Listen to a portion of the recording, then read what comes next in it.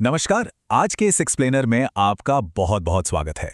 आज हम 6.5 करोड़ साल पुरानी एक ऐसी कहानी पर बात करने वाले हैं जो सच में किसी फिल्मी महागाथा से कम नहीं है। ये कहानी है हमारे और आपके वजूद की, कि आखिर इंसानियत की शुरुआत असल में हुई कैसे। यकीन मानिए, एक महाविनाश और राख से लेकर आज के इस आधुनिक रूप तक पहुंचने का ये सफर आपको पूरी तरह हैरान कर देगा। चलिए सीधे मुद्दे पे आते हैं और बचपन के उस सबसे बड़े सवाल से शुरुआत करते हैं जो हम सब ने कभी ना कभी सुना ही होगा। क्या इंसान सच में बंदरों से बने हैं? ये सवाल ना बिल्कुल वैसा ही है जैसे कोई पूछे कि पहले मुर्गी आई या अंडा। तो आइए सबसे पहले इसी उलझन को सुलझाते हैं। तो सच्चाई कुछ ऐसी है, इंसान सीधे तौर पर बंदरों से बिल्कुल नहीं बने, बल्कि अगर हम इसे एक पेड़ की तरह सोचें तो इंसान और बंदर दोनों ही विकास के उस एक ही पेड़ की अलग अलग शाखाएं हैं। मतलब करोड़ों साल पहले हमारे और उनके पूर्वज एक ही थे। ये एक ऐसा बुनियादी सच है जो हमारी इस पूरी कहानी का नजरिया ही बदल देता है। अब इस महागाथा को समझने के लिए हमारा रोड मैप कुछ ऐसा रहेगा।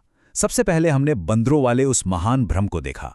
इसके बाद हम बात करेंगे कि कैसे राख से नए जीवन की शुरुआत हुई, फिर स्तनधारियों का विस्तार, जलवायु परिवर्तन का असर, उसके बाद लूसी यानी उस लापता कड़ी की कहानी, और अंत में होमो सेपियंस की धमाकेदार एंट्री। तो चलिए दूसरे हिस्से की ओर बढ़ते हैं, राख से नए जीवन तक 6.6 करोड़ साल का वो बड़ा रीसेट। पहले इंसानों को सही मायनों में समझने के लिए ना हमें समय के पहिए को थोड़ा पीछे घुमाना होगा। इतना पीछे जब धरती पर 15 करोड़ सालों से चला रहा डायनासोरों का राज अचानक खत्म होने वाला था।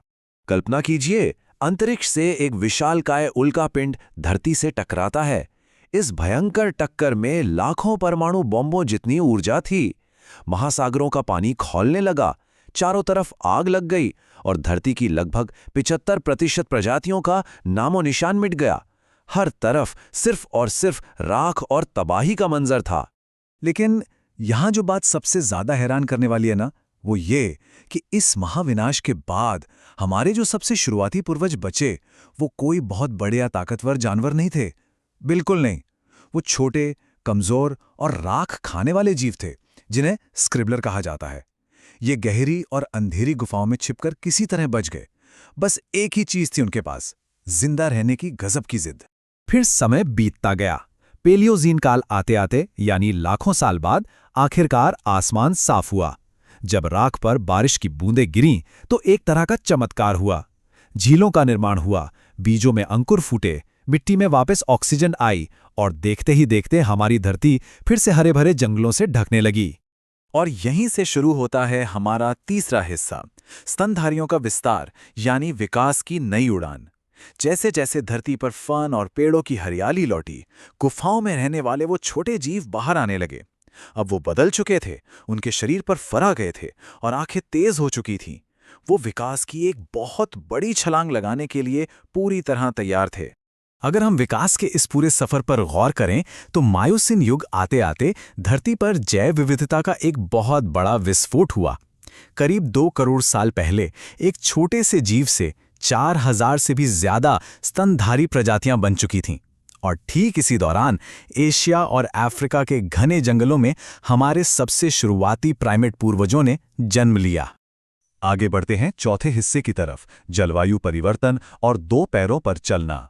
देखिए, विकास बड़े आराम से चल रहा था, लेकिन कहानी में असली मोड़ तब आया जब आज से करीब 70 लाख साल पहले पृथ्वी की परतों में कुछ बहुत बड़े बदलाव हुए। इन बदलावों ने हमारे शुरुआती पूर्वजों की दिशा ही पलटकर रख दी। हुआ कुछ यूं कि टेक्टोनिक प्लेटों के टकराने से विशाल पहाड़ बन गए। इन पहाड़ों ने नमी वाली हवाओं का रास्ता पूरी तरह रोक दिया। नतीजा क्या हुआ? अफ्रीका के जो घने जंगल थे वो सूखने लगे और विशाल घास के मैदानों में बदल गए। ऐसे में सहेलैंथ्रोपस चैडेंसिस जैसी प्रजातियों को मजबूरी में पेड़ों से नीचे उतरना पड़ा और इसी वजह से उन्होंने पहली बार अपने 2 पैरों पर चलना शुरू किया। ये एक बहुत बड़ा कदम था।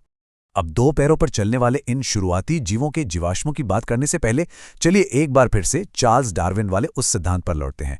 विकासवाद के सिद्धांत को लेकर लोगों में जो गलतफहमी है ना, उसे यहां बिल्कुल साफ कर देना चाहिए। लोग अक्सर सोचते हैं कि डार्विन ने कहा था कि इंसान सीधे बंदरों से बदल गए। पर असल में डार्विन ने ऐसा कभी नहीं कहा। उनका कहना बस ये था कि जीवों ने अपनी ज़रूरत और माहौल के हिसाब से खुद को ढाला है। इंसान और बंदर दोनों ही एक ही प्राचीन पूर्वज से निकले हैं और उनका विकास एक साथ समानांतर तरीके से हुआ है। और इसी सच्चाई का सबसे बड़ा सबूत हमें मिलता है हमारे 5वें हिस्से में, लूसी लापता गड़ी, एक फिल्मी खोज।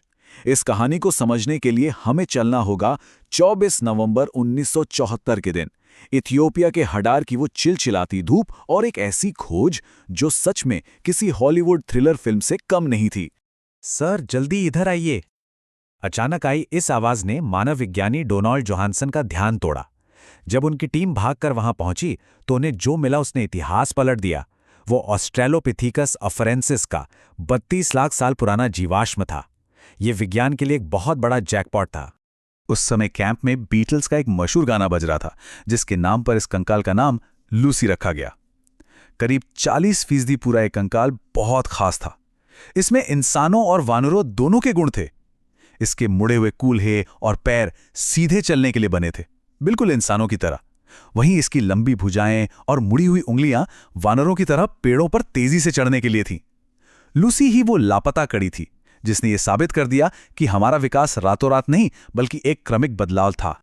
और अब आते हैं छठे और आखिरी हिस्से पर, होमो सेपियंस का आगमन। लूसी की इसी घुमावदार और उलझी हुई पारिवारिक शाखा से आगे चलकर होमो heidelbergensis और होमो इरेक्टस जैसी नई प्रजातियां सामने आईं, जिन्होंने विकास के पहिए को आज के इंसानों की तरफ मोड़ दिया। फिर आज से लगभग 25 लाख साल पहले एक बहुत बड़ी क्रांति हुई। होमो हैबिलिस यानी हैंडीमैन का आगमन हुआ। ये नाम इसलिए पड़ा क्योंकि ये वो पहली प्रजाति थी जिसने पत्थरों को तराश कर औजार बनाना सीख लिया था। ये कोई छोटी मोटी बात नहीं थी, ये इंसानी इतिहास का एक बहुत बड़ा गेम चेंजर था। इसके बाद दशकों के रिसर्च ने वैज्ञानिकों को मोरक्को की जबल इरहोद गुफाओं तक पहुंचाया। वहां उन्हें 3 लाख साल पुराने अवशेष मिले। ये अवशेष किसी और के नहीं बल्कि हमारी अपनी प्रजाति होमो सेपियंस के सबसे शुरुआती ज्ञात सदस्यों के थे। आपको जानकर हैरानी होगी कि इनकी शारीरिक बनावट आज के आधुनिक इंसानों से 70% तक मेल खाती थी। लेकिन रुकिए, जो चीज़ इन शुरुआती होमो सेपियंस को बाकी सबसे अलग और बेतहाशा शक्तिशाली बनाती थी, वो उनका शरीर नहीं था बल्कि उनका दिमाग था। उनके मस्तिष्क की क्षमता बढ़कर 10,300 से लेकर 10,400 क्यूबिक सेंटीमीटर तक पहुंच चुकी थी। यह विशाल दिमाग सिर्फ साइज में बड़ा नहीं था बल्कि ये गजब का रचनात्मक था। सोचने समझने की इस नई ताकत ने उन्हें वो अल्टीमेट सर्वाइवल टूल दिया जिसकी मदद से इन शुरुआती इंसानों ने जंगलों में अपनी शारीरिक कमजोरियों को हमेशा के लिए पीछे छोड़ दिया और यहीं से सही मायनों में मानव सभ्यता की पहली नींव रखी गई। तो अब यहाँ एक बहुत ही बड़ा और दिलचस्प सवाल उठता है। एक महाविनाश से बचकर निकले और गुफाओं में राख खाने वाले वो छोटे और कमजोर जीव आखिर उस मुकाम तक कैसे पहुंचे जहां उन्होंने आग पर काबू पाना सीख लिया? उन्होंने भाषा का आविष्कार कैसे किया और उस जंगली दुनिया पर राज कैसे किया जिससे वो कभी डरते थे? इस पूरी सभ्यता का ताना बाना कैसे बुना गया? ये वो रहस्य है जिस पर हम इस एक्सप्लेनर के दूसरे भाग में चर्चा करेंगे। तब तक के लिए इस बारे में जरूर सोचिएगा।